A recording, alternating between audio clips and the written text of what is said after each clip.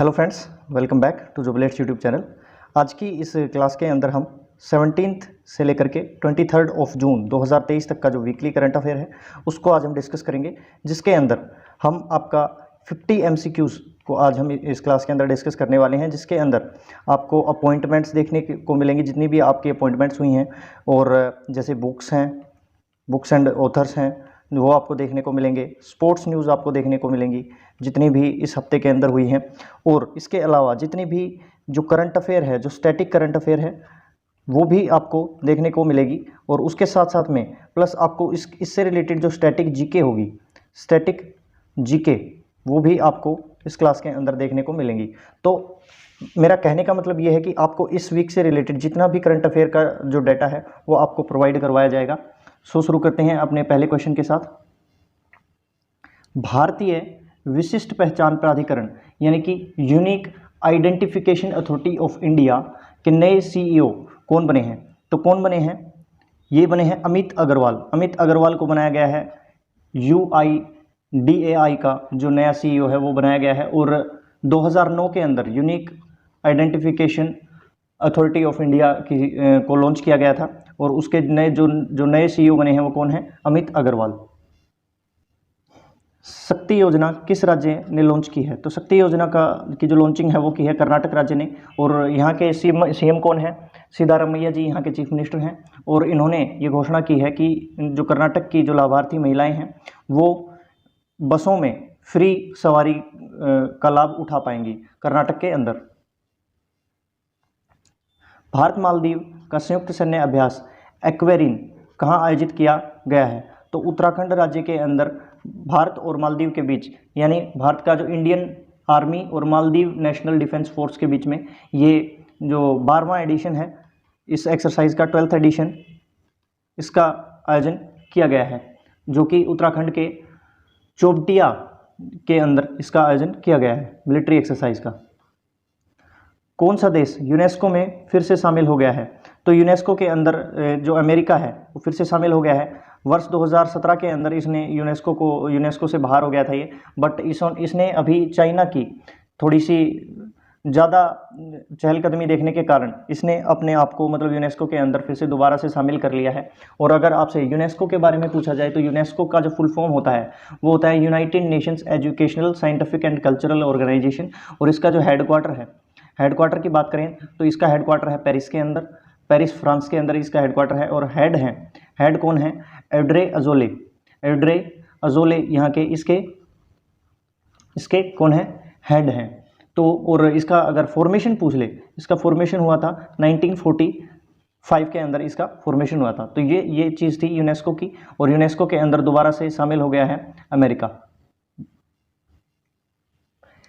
Nehru memorial museum and library society कहाँ है, जिसका नाम बदलकर प्रधानमंत्री संग्रहालय और लाइब्रेरी सोसाइटी कर दिया गया है? तो ये कहाँ पर है? ये नई दिल्ली के अंदर है, और इसकी जो स्थापना है वो हुई थी 1964 के अंदर, नई दिल्ली के अंदर इसकी स्थापना हुई थी, जो कि आता है ministry of culture of government of India के अंडर में ये जो मंत्रालय है ये आता है, जिसका नाम बदलकर, जो पहले था Nehru memorial museum and library था, जिसका नाम बदलकर प्रधानमंत्री संग्रहालय और लाइब्रेरी सोसाइटी कर दिया गया है। फोर्ब्स की ग्लोबल 2000 की सूची में रिलायंस इंडस्ट्रीज लिमिटेड की रैंक क्या है? तो रिलायंस की जो मतलब जितने भी जैसे BMW है और नेस्ले जैसी जो कंपनियां हैं उनको पीछे छोड़ दिया है, और ये अभी 45वें नंबर पर आ गई है ग्लोबली। फोर्ब्स की सूची के हिसाब से देखें तो 2000 की सूची थी ये, जिसके अंदर इसका जो रिलायंस का जो स्थान है वो 45वां है। और अगर फर्स्ट की बात करें तो फर्स्ट कौन है? ये US का बैंक है, इसका नाम क्या है? JP मॉर्गन बैंक है, जिसकी संपत्ति कितनी है? इसकी संपत्ति है 3.7 ट्रिलियन डॉलर्स की इसकी संपत्ति है, जो कि पहले स्थान पर रहा है इस लिस्ट के अंदर, फोर्ब्स 2023 ग्लोबल 2000 की लिस्ट के अंदर। नेटो द्वारा एयर डिफेंस 23 अभ्यास किस देश में आयोजित किया गया है? तो नेटो के द्वारा जो एयर डिफेंस 23 का जो आयोजन है वो कहाँ पर किया गया है? जर्मनी के अंदर इसका आयोजन किया गया है, और इसके अंदर जो नेटो के लगभग 25 कंट्रीज़ ने 25 कंट्रीज़ ने इसके अंदर पार्टिसिपेट किया है। और सीधा सीधा इसका जो मकसद क्या है, इसका मकसद है सीधा रसिया से अपनी ताकत का प्रदर्शन करना। और नेटो की अगर बात करें, नेटो का फुल फॉर्म अगर आपसे पूछा जाए तो होता है नॉर्थ अटलांटिक ट्रीटी ऑर्गेनाइजेशन, इसका फुल फॉर्म होता है, जिसका फॉर्मेशन हुआ था 1949 के अंदर इसका फॉर्मेशन हुआ था। और हेडक्वार्टर अगर आपसे पूछ ले तो ब्रुसेल्स के अंदर है, ब्रुसेल्स बेल्जियम के अंदर इसका हेडक्वार्टर है अभी। यूएनजीए यानी यूनाइटेड नेशंस जनरल असेंबली ने शहीद शांति सैनिकों के लिए स्मारक दीवार बनाने के प्रस्ताव को अपना लिया है। यह प्रस्ताव किस देश के द्वारा लाया गया था? तो नरेंद्र मोदी सरकार के द्वारा ये जो प्रस्ताव है ये पेश किया गया था, यानी कि भारत के द्वारा ये प्रस्ताव पेश किया गया था। और अगर शहीद जो शांति शहीद जो सैनिक होते हैं वो कौन होते हैं? मतलब वो सोल्जर्स होते हैं जो कि किसी भी मतलब मान लीजिए कहीं पर किसी देश के अंदर वॉर छिड़ा हुआ है, सिविल वॉर है या फिर मतलब इंटरनल वॉर है, उस दौरान कुछ ऐसे सैनिक डिप्लॉय किए जाते हैं उस एरिया के अंदर जो कि पीस को कायम करते हैं, वहाँ पर शांति का प्रदर्शन करते हैं। यानी कि कहने का मतलब ये है कि these soldiers are deployed in such countries who are suffering from the civil wars और वॉयलेंस। सो इस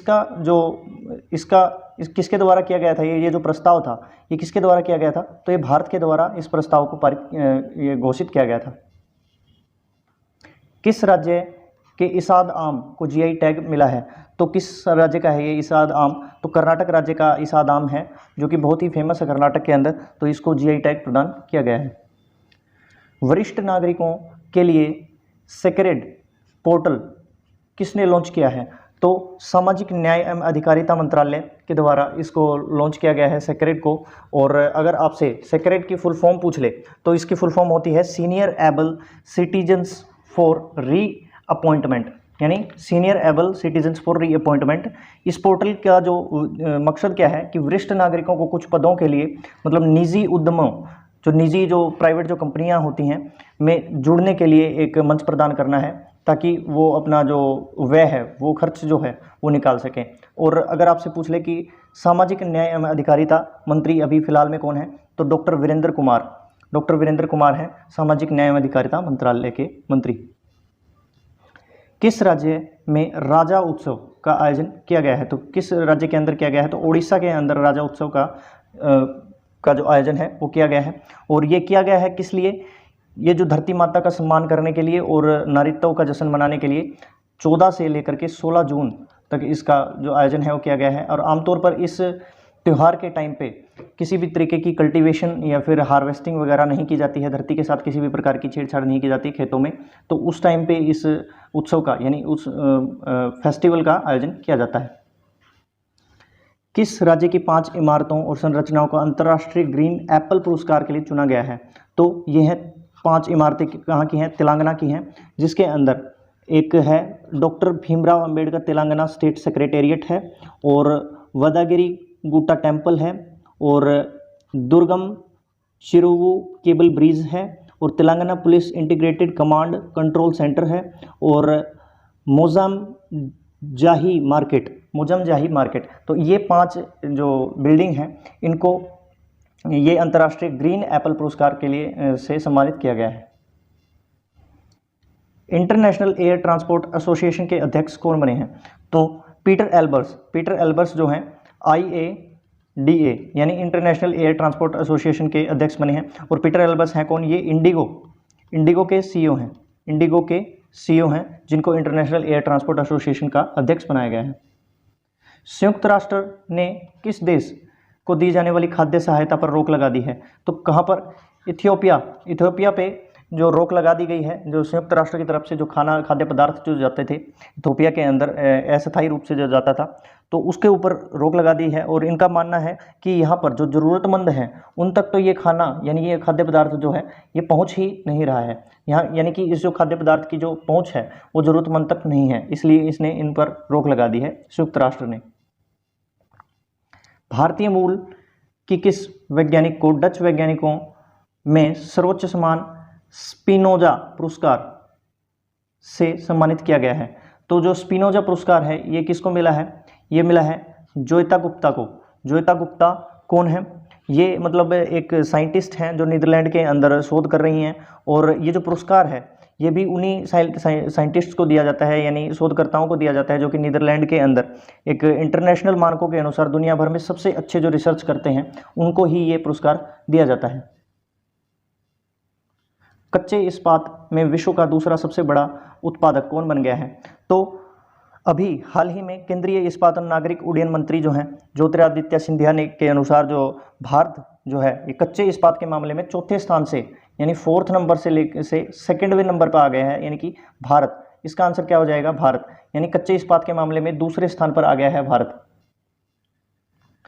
भारतीय film when climate change turns violent ने WHO पुरस्कार जीता है। इसके निर्देशक कौन हैं? तो इस पुस्तक के जो निर्देशक हैं वो हैं वंदिता सहरिया। ये फिल्म है जिसके निर्देशक कौन है? वंदिता सहरिया, जिसको WHO पुरस्कार से सम्मानित किया गया है। FSSAI के द्वारा किस रेलवे स्टेशन को ईट राइट स्टेशन प्रमाण पत्र प्रदान किया गया है? तो ईट राइट स्टेशन जो है ये गुवाहाटी रेलवे स्टेशन को प्रमाण पत्र ये प्रदान किया गया है, और ये उत्तर पूर्व जो रेलवे है उसका ये पहला ऐसा स्टेशन है जिसे ये प्रमाण पत्र मिला है। और अगर आपसे FSSAI का जो फुल फॉर्म है वो पूछ ले तो food safety and standards authority of India इसका फुल फॉर्म होता है। और ये जो ईट राइट स्टेशन जो सर्टिफिकेट है वो उन रेलवे स्टेशन को दिया जाता है जहाँ पर जो पैसेंजर्स हैं उनके लिए एक मतलब पौष्टिक आहार प्रदान किया जाता है वहाँ के जो रेलवे स्टेशन हैं उनके ऊपर। तो इसलिए अब की बार किसको मिला है? तो गुवाहाटी रेलवे स्टेशन को ये पुरस्कार दिया गया है। Hydro power company NHPC limited के निदेशक कौन बने हैं? तो NHPC के जो निदेशक हैं वो कौन बने हैं? उत्तम लाल। उत्तम लाल को बनाया गया है, NHPC का जो निदेशक है वो बनाया गया है। और national hydro electric power corporation इसका फुल फॉर्म होता है NHPC का। और अगर आपसे हेडक्वार्टर इसका पूछ ले तो फरीदाबाद के अंदर है। फरीदाबाद यानी हरियाणा के अंदर है, इसका जो हेडक्वार्टर है वो हरियाणा के अंदर है। और इसकी स्थापना कब हुई थी?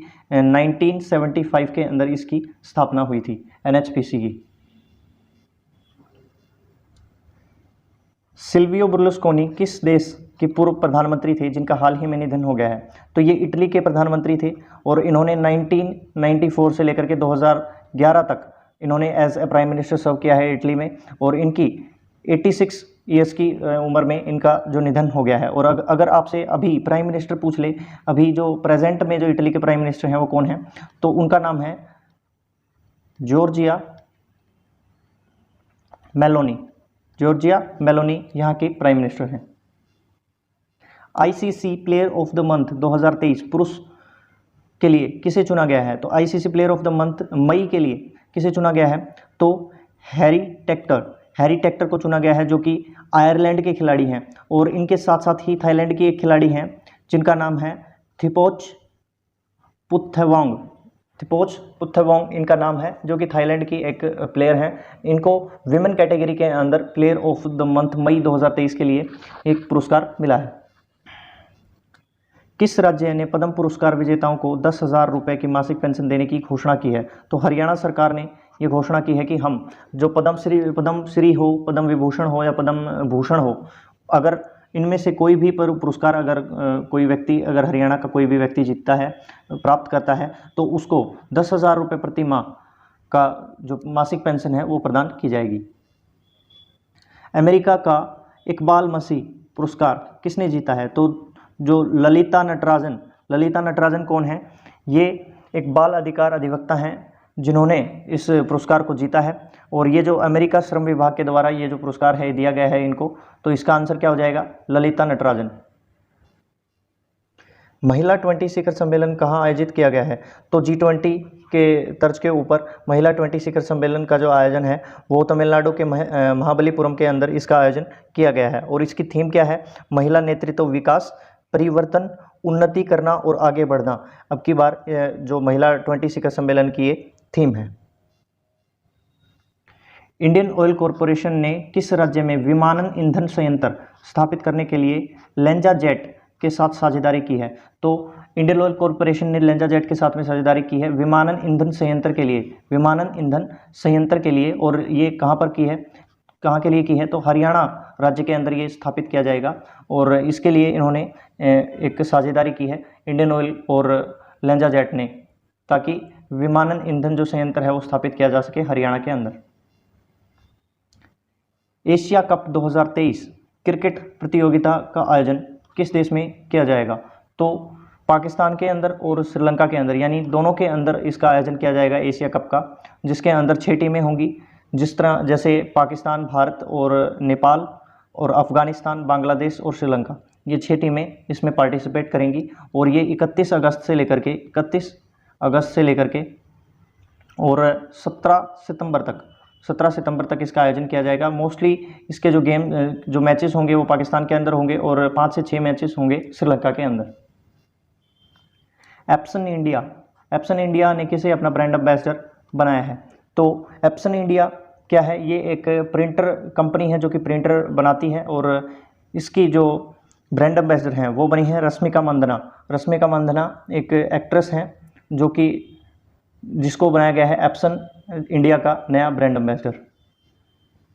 अंडर 17 एशियाई कुश्ती चैंपियनशिप में भारत ने कुल कितने मेडल जीते हैं, तो भारत ने इसके अंदर जीते हैं 24 मेडल्स जीते हैं, जिसके अंदर गोल्ड अगर आपसे पूछ ले तो 8 गोल्ड, सिल्वर 9 एंड ब्रॉन्ज की बात करें तो 7 ब्रॉन्ज इन्होंने जीते हैं। रक्षा मंत्रालय ने किस देश से प्रेडेटर ड्रोन सौदे को मंजूरी दी है, तो अभी हाल ही में जो प्राइम मिनिस्टर हैं इंडिया के वो अमेरिका की यात्रा पर हैं, और इन्होंने मतलब जो रक्षा मंत्रालय है इंडिया का उन्होंने मंजूरी दे दी है प्रेडेटर ड्रोन के लिए। तो अमेरिका से लगभग 30 जो प्रेडेटर ड्रोन जो हैं, जिसका क्या नाम है MQ-9B के जो ड्रोन हैं, लगभग 30 जो ड्रोन हैं वो लेके आए जाएंगे इंडिया के अंदर, उनको मिलेंगे इंडिया को अमेरिका से मिलेंगे। और इसकी अगर खासियत बात करें तो इसकी खासियत क्या है कि ये 1000 किलोमीटर तक की निगरानी रख सकता है और 482 किलोमीटर प्रति घंटा की रफ्तार से ये इसकी जो रफ्तार है वो है। तो जो अपने जो पड़ोसी देश हैं, चाहे वो चाइना हो और या फिर पाकिस्तान हो, उसके ऊपर निगरानी करने के लिए ये बेस्ट ड्रोन है और बहुत ही पावरफुल ड्रोन है ये। किस राज्य की जेलों का नाम बदलकर सुधार गृह किया गया है, तो उत्तर प्रदेश सरकार ने अपने जो जेलें हैं उनका नाम बदल दिया है, उनको जेल ना कह करके उनका नाम रखा गया है सुधार गृह। कुवैत के नए प्रधानमंत्री कौन बने हैं, तो हाल ही में कुवैत के जो नए प्रधानमंत्री बने हैं शेख अहमद नवाफ अल सबा यहाँ के प्रधानमंत्री बने हैं। और कुवैत की राजधानी क्या है अगर आपसे पूछ ले तो कुवैत सिटी यहाँ की राजधानी है और कुवैती दिनार यहाँ की मुद्रा है।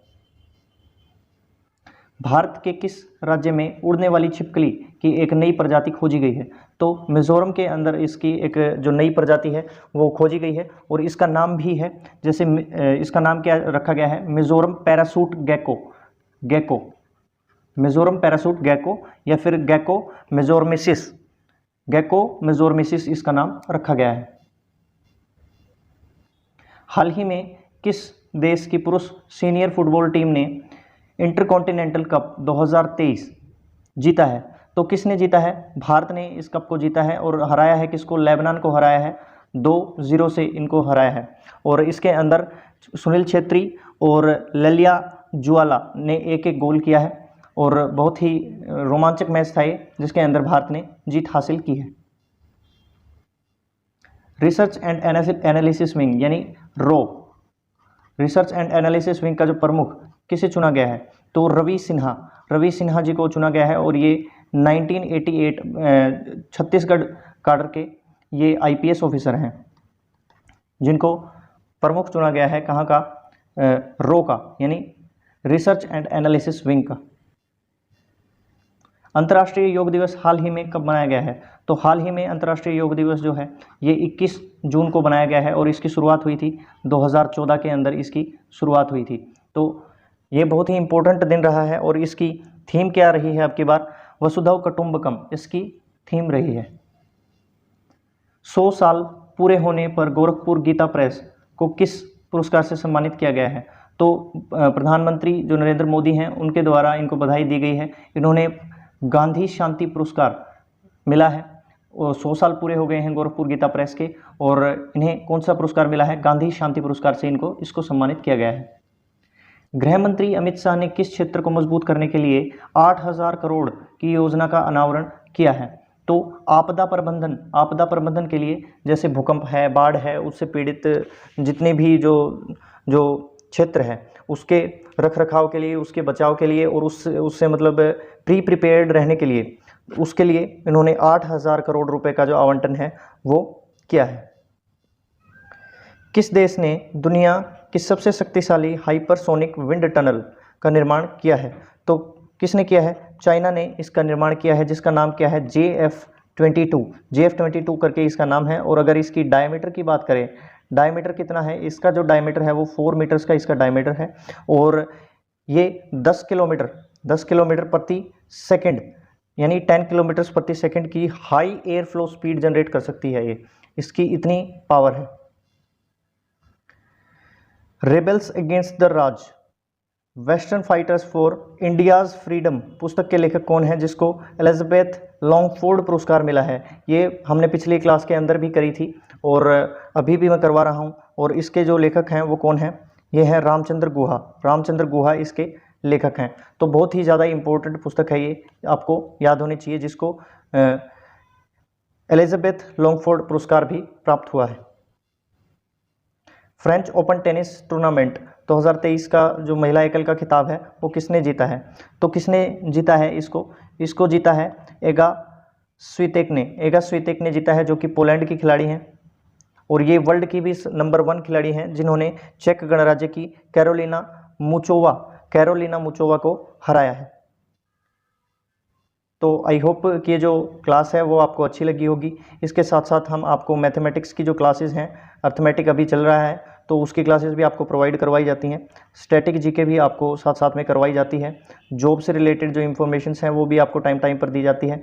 और वीकली करंट अफेयर के साथ साथ में हम आपको मंथली करंट अफेयर भी आपको प्रोवाइड करवाते हैं। तो आई होप कि ये जो क्लास है आपको इंपॉर्टेंट लगी होगी, यूज़फुल लगी होगी, और जितने भी क्वेश्चंस हैं वो बहुत ही ज़्यादा यूज़फुल हैं और इम्पोर्टेंट हैं। तो आप एक भी क्वेश्चन को ना छोड़ें। तो मिलते हैं अगली क्लास के साथ, तब तक के लिए जय हिंद।